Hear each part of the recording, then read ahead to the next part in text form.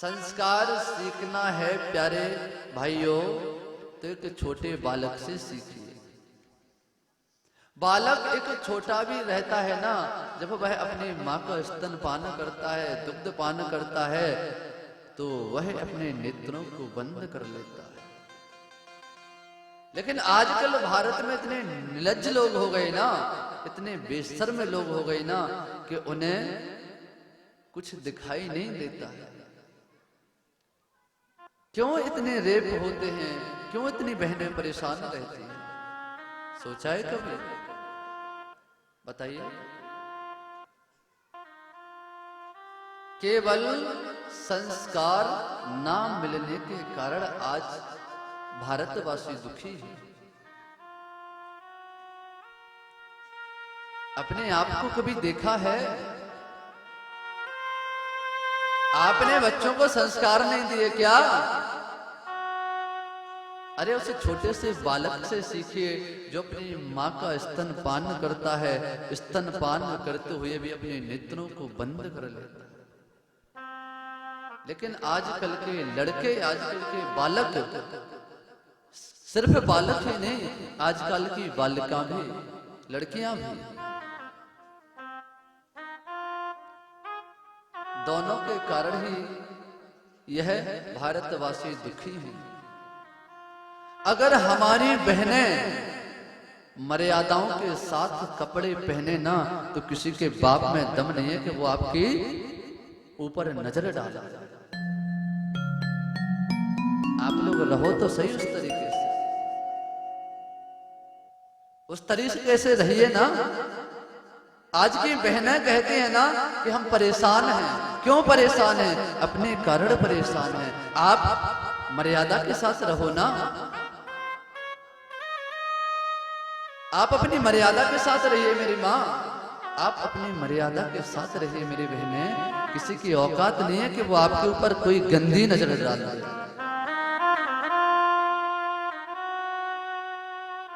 और उन लड़कों से भी कह देना चाहता हूं मैं कि जो दूसरे की बच्चियों पर, दूसरे की बेटियों पर बुरी नजर से देखते हैं, कभी अपनी बहन को भी देखा है क्या? जरा मन में ये भी सोच लिया करो कि हमारे घर पे भी हमारी माँ और हमारी बहन है। आपके ऊपर निर्भर करता है कि आपको क्या करना है। सुषमा स्वराज जी का नाम जानते हैं ना आप लोग? सब जानते हैं। क्या थी वो? बताइए क्या थी?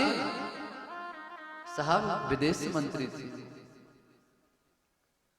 आजकल मैं उन बहनों को बता देना चाहता हूं जो अपने घर से भागकर शादी करती हैं। याद से, ध्यान से सुनिए। कुछ बहनें तो अपने घर से भागकर शादी तक कर लेते हैं। साहब अपने माता पिता के बारे में कभी सोचते नहीं है वो बहनें। और कैसे वो बेवकूफ लड़के हैं जो उन लड़कियों की जिंदगी को बर्बाद कर देते हैं। अरे ये भूल जाते हैं कि आप लोग कि जिस माँ ने आपको जन्म दिया, जिस माँ ने आपको पाल पोस कर बड़ा किया, उसी माँ को आप छोड़ करके चले जाते हैं। अरे वो माँ जब आप बिस्तर गीला कर देते थे, वह माँ उस गीले बिस्तर पर सोया करती थी, तुमको सूखे बिस्तरों पर सुलाया करती थी।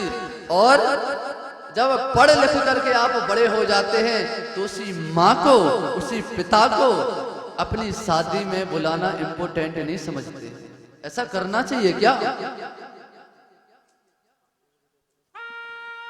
जो माँ आपको इतने प्यार से पाल पोस कर बड़ा करती है, आपकी हर एक ख्वाहिशों को पूरा करती है, मेरी बहनें, मेरे भाई, क्या उन माँ और उन पिता को आप समझते क्यों नहीं?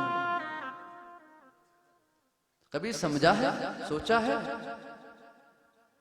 याद रखो बहनें, याद रखो मेरे भाई, आपके पिता में आपकी पिता की जेब में भले ही 1 रुपया ना हो, लेकिन जब आप पिताजी से कुछ कार्य के लिए कहते हैं, पापा हमको ये चाहिए, कभी उस पिता के मुख से कभी मना सुना है क्या? बताओ आप, मना किया है क्या उस पिता ने? जिस पिता के हाथ फट रहे हैं काम करते करते, दिन रात आपके लिए वो काम कर रहा है मेरी बहने, उस पिता से आप अपने लिए कुछ कहते हैं, कुछ मांगते हैं, कभी उस पिता के मुख से मना सुनी है क्या? बोलिए। जो माँ आपको पाल पोस कर बड़ा कर रही है, आपको अपना काम छोड़कर आपके ऊपर सारा ध्यान दे रही हैं, आप उनको ही छोड़कर चले जाते हैं, ऐसा करना चाहिए क्या? अरे धिक्कार है उन लड़कियों पर, धिक्कार है उन लड़कों पर जो अपने माता पिता को अपने विवाह में बुलाना इम्पोर्टेंट नहीं समझते हैं, जरूरी नहीं समझते। और ऐसा कभी करना नहीं चाहिए। जैसे वो पढ़ाई लिखाई करा करके आपको बड़ा करती हैं, जब आप अपने पैरों पर खड़े हो जाते हैं, घर से बाहर जाने लगते हैं, घर से बाहर किस विश्वास पर निकालते हैं आपके माता पिता? हमारी बेटी पढ़ाई कर रही है। कभी उन माता पिता ने अपनी बच्चियों को, कभी उन माता पिता ने अपने बेटों को बाहर देखा है क्या कि हमारी बेटियां बाहर जाकर क्या कर रही हैं, हमारे बेटे बाहर जाकर क्या कर रहे हैं? वह आपके सिर्फ याद रखना, वो सिर्फ आपके विश्वास पर आप लोगों को बाहर निकालते हैं पढ़ाने के लिए। और सबसे गलत काम तो यही है प्यारे जीवन में, किसी के विश्वास के साथ घात करना, किसी के विश्वास का फायदा उठाना, सबसे गलत काम यही है। जरा से प्रेम में, जरा से प्यार के चक्कर में आप अपने माता पिता का त्याग कर देते हैं। आप बताएं, कोई प्रेम करने वाला सुखी है क्या? बोलो। प्रेम करना गलत नहीं है मेरी बहनें, प्रेम करना गलत नहीं है मेरे भाई, लेकिन प्रेम करने का तरीका गलत है, याद रखना। आजकल के लोगों की केवल धारणा बन गई है कि भगवान कन्हैया जी ने भी प्रेम किया था, कृष्ण जी ने भी प्रेम किया था। अरे आप कन्हैया जी के ऊपर मत जाओ, कन्हैया जी ने क्या क्या किया था उसको छोड़ दो। कन्हैया जी ने तो 6 दिन में पूतना को भी मारा था, तुम 6 दिन में एक चींटी को मार के बताओ, तब जाना। बताओ, कन्हैया जी का ये नहीं देखा कि उन्होंने 6 दिन में पूतना को मारा, लेकिन ये देख लिया कि उन्होंने राधा से प्रेम किया था। और वह प्रेम कोई स्वार्थी प्रेम नहीं था, निस्वार्थ प्रेम था। और आप लोग जो प्रेम करते हो वो वासना का प्रेम होता है, याद रखना। जरा सी वासना के चक्कर में आकर के एक दूसरे प्रेम कर बैठते हैं। अरे अगर प्रेम करना है आप लोगों को तो मेरे सरकार से, मेरे बिहारी जी से करो ना, जीवन का उद्धार हो जाएगा। अगर संसार के लोगों से, संसार के लड़कों से प्रेम करोगे तो आपका सफल जीवन होगा क्या? प्रेम करो, अच्छी बात है, प्रेम करके अपने घर पे कहो ना, माता पिता से कहो। कोई माँ नहीं चाहती है कि मेरी बेटी दुखी है, कोई माँ नहीं चाहती, कोई पिता नहीं चाहता। अपने आप पर सोचा करो जरा, अपने माता पिता पर नजर डाला करो जरा। पता है प्यारी बहनें, जब आप घर से भाग जाते हैं ना, तब आपकी वो माँ घर से बाहर निकलने लायक नहीं बचती है।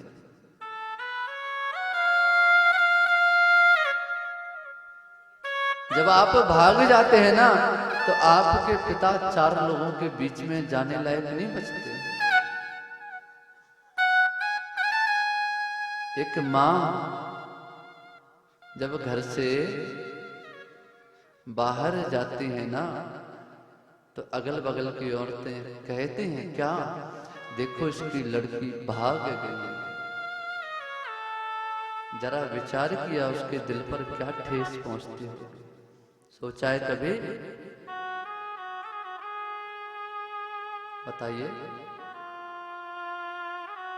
उस माँ के दिल पे क्या बीतती होगी प्यारी बहनें। जिन माता पिता ने आपको जीवन भर से पाला पोसा बड़ा किया, आप उन माता पिता पर भरोसा नहीं करते हैं कि वो मेरे साथ अगर करेंगे तो अच्छा ही करेंगे। उन पर भरोसा नहीं रहता है क्या आपको? बोलो, उन पर कभी भरोसा नहीं किया आपने? 4 दिन अगर कोई आपको प्रेम दे दे, उसके प्रेम पर आपको भरोसा हो जाता है क्या?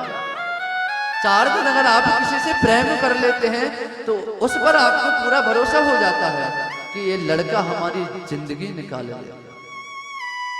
बोलो, आप लोगों से मैं एक क्वेश्चन कर रहा हूं, प्रश्न कर रहा हूं। उस माँ पे विचार किया, उस पिता पे विचार किया क्या, जिस पिता ने अपनी सारी जीवन आपके पढ़ाने लिखाने और बढ़ाने में लगा दिया। बोलो, जिस माँ ने, किसी की माँ मशीन चला करके काम करके अपनी बेटियों को पालती हैं, अपने बेटों को पालती हैं, और वही बेटा जब बड़े होकर के उनके साथ ऐसा करते हैं तो वह माँ जीते जी मर जाती है। प्यारी बहन, जीते जी मर जाती है वह माँ, जीते जी वह पिता मर जाता है। मैंने क्या किया? इसलिए मैंने अपने बच्चे को पढ़ाया था, इसलिए अपने बेटे को पढ़ाया था। यही करते हैं ना बड़े होकर, यही करना चाहिए। इसलिए आपके माता पिता आपको पढ़ा लिखा कर बड़ा करते हैं कि बड़े होकर के आप अपने जीवन का निर्णय स्वयं लें। आप इतने समझदार हो जाते हैं 15-17 साल में कि आप अपने जीवन का निर्णय स्वयं लेने लगते हो। माता पिता को उचित नहीं समझते। अरे धिक्कार है ऐसे संतानों पर, धिक्कार है ऐसे बच्चों पर जो अपने लिए अपने माता पिता को जरूरी नहीं समझते हैं। अरे इससे अच्छा तो चुल्लू भर पानी में डूब के मर जाना चाहिए।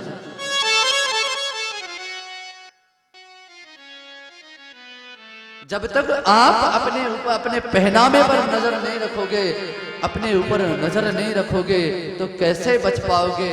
अरे सुषमा स्वराज जी, वो तो विदेश मंत्री थी, उनका दफ्तर ही विदेश में लगता था, लेकिन क्या पहनती थी याद करो? क्या पहनती थी याद है क्या किसी को? हमेशा भारतीय नारी बनकर रही ना, हमेशा साड़ी पहनकर रही, क्योंकि ये भारत की शान है और हम भारतीय हैं। अरे वो तो विदेश मंत्री थी, दफ्तर ही विदेश में लगता था, चाहती तो वो विदेशी कपड़ों में भी रह सकती थी। आज की बहनें क्या 4 दिना दुबई चली जाए, क्या 4 दिना विदेश में चली जाए, महाराज वो भारत की कमर विदेश की जा जाती। विदेश में संस्कार है क्या? बोलो, भारत पहले क्या था? सोने की चिड़िया था साहब। सबसे ज्यादा धन भारत में ही था। जो विदेशों में धन है ना, पैसा है ना, वो पैसा उनके बाप का नहीं है, वो पैसा भारत का है, हमारे से देश का है। पैसों में भले ही अमेरिका, चीन इत्यादि देश आगे हो, लेकिन साहब संस्कारों में तो हमारा भारत ही, हमारा देश ही सबसे आगे है। ऐसे संस्कार आपको कहीं दिखने के लिए मिलेंगे ही। जो भारतीय नारी, हमारे भारत की नारी है, जो जैसी वो लगती है ऐसी कहीं की नारियां देखी हैं क्या आपने? बोलो, कहीं की नहीं देखी। अरे आजकल के बच्चे, आजकल के लोग, आजकल की बेटियां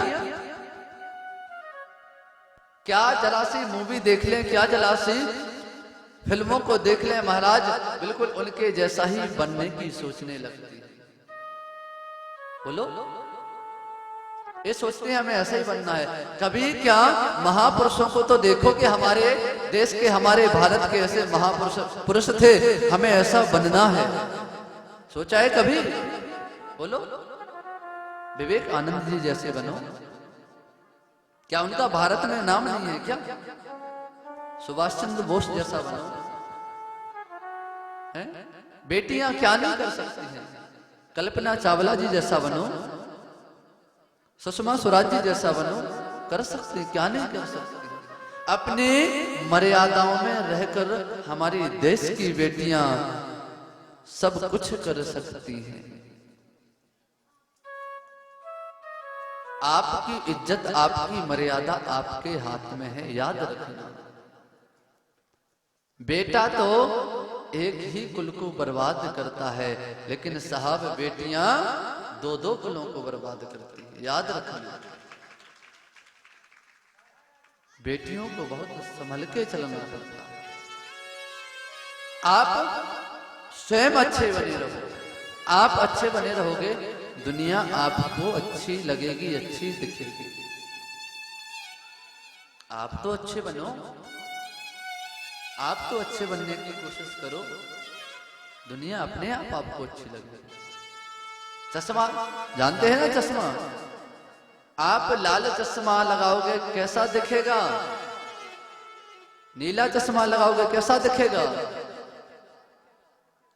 काला चश्मा लगाओगे काला दिखेगा, नीला लगाओगे नीला, लाल लगाओगे लाल। तो ये दुनिया क्या है साहब? रंग बिरंगी है।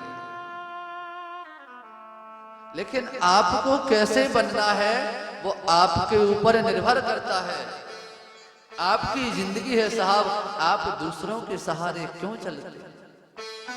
बोलो, हमारे भारत में इतनी अच्छी मर्यादा है, इतने अच्छे संस्कार हैं, फिर भी दूसरे देशों को देख करके आप उनके जैसा बनना चाह रहे। अरे धिक्कार है, हम तो कहते हैं अगर कोई दूसरे देशों को देख करके, उनके लोगों को देख करके अगर वह आचरण, वह संस्कार जीवन में उतारते हैं तो वह कभी सफल नहीं हो पाएंगे अपनी जिंदगी में। बनना है तो मीराबाई बनो ना। मीराबाई को कोई जानता नहीं है क्या? कौन थी मीराबाई? ठाकुर जी की सबसे बड़ी भक्त कौन थी बताइए? तो क्या उन जैसा नहीं बनना चाहते?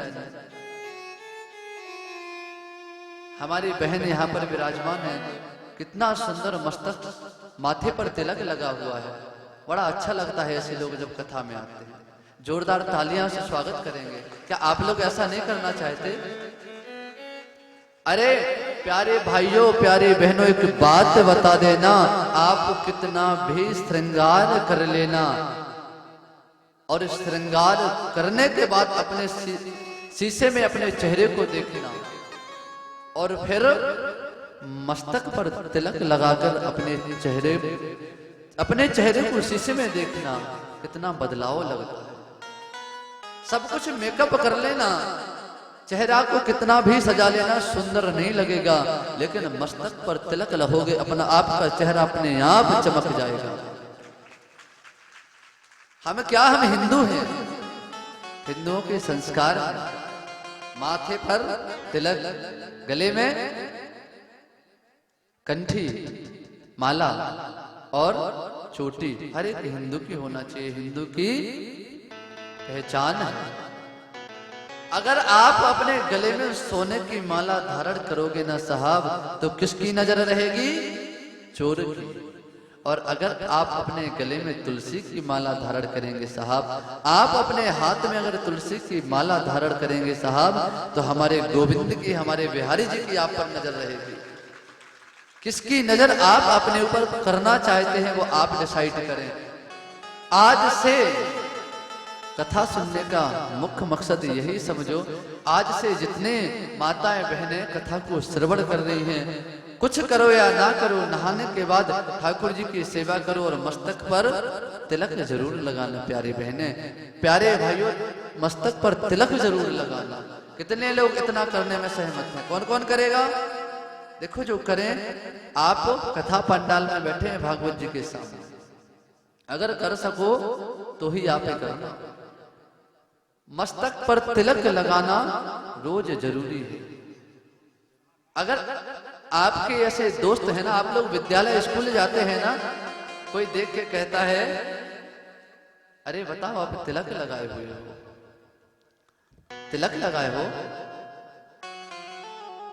अगर आपका कोई ऐसा मित्र है, आपका कोई ऐसा फ्रेंड है जो आपको भक्ति से दूर करता है, तत्काल उसका त्याग कर देना, तत्काल उसका त्याग कर देना।